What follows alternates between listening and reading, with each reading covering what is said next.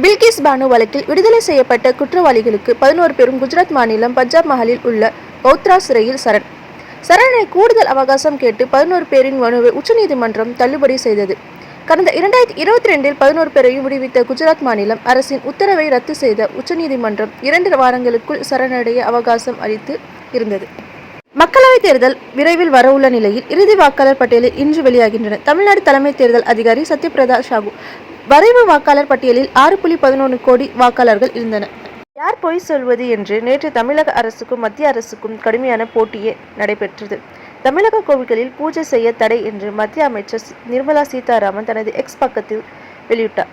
அது பொய்யான தகவல் என்று தமிழக அமைச்சர் சேகர் பாபு மறுப்பு தெரிவித்திருந்தார்.